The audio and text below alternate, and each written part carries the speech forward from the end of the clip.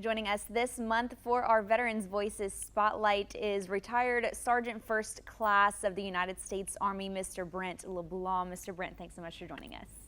Thank you for having me. Absolutely, and we want to hear all about your story, but let's start, I guess, all the way from the beginning. What made you want to join the military? Of course, it was first the Air Force, so tell us sort of how that experience went for you.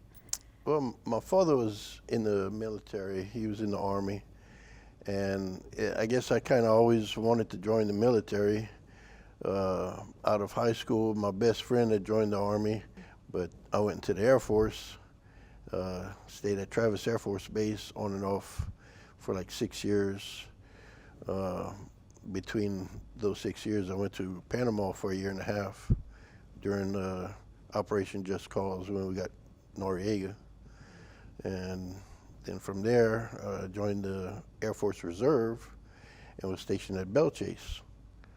And I did like a total of 19 years in the Air Force before going to the Army, which I served for another 13 years in the Army.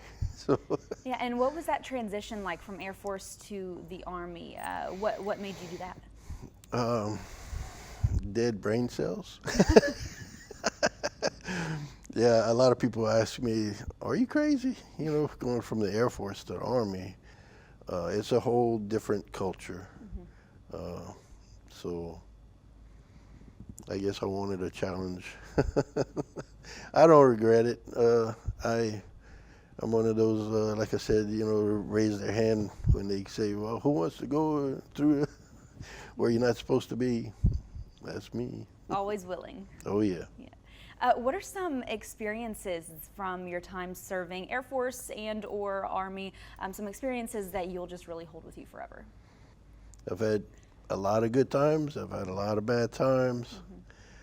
It is a way of life. You know, if you're not ready to, you know, sacrifice a lot of your time being overseas, away from family, it's probably not for you. But I mean, if you want an adventure, I mean, I don't regret one day. I've been all over the world. It's like a paid vacation, but some vacations you wouldn't pay for. Some of the places, but yeah, I've enjoyed my career. It's what I wanted to do, and I mean, from day one, I wanted to stay in and make it a career. And you continue to serve, even though you are retired, the Acadiana Veterans Honor Guard. Tell us about your involvement with them. Yeah, as I mentioned, my father was in the military, and one of my father's last requests was that he wanted to see me in my uniform and make sure that I got all my ribbons. I didn't actually join the Honor Guard till after my father passed, and he didn't get a chance to see this. So yeah, the Honor Guard means a lot to me, especially my brother had the Honor Guard that did my father's funeral present the flag to me, and that really touched me.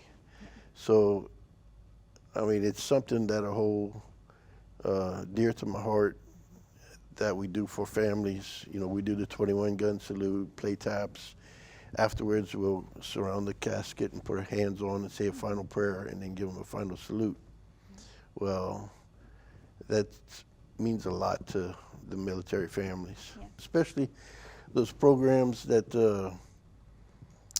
take veterans hunting and fishing. And I've gone on a few trips. Someone that suffers with PTSD and stuff and get, you know, depressed, a good fishing trip means the world to someone like that. So thank you to all those programs that provide that service for our veterans.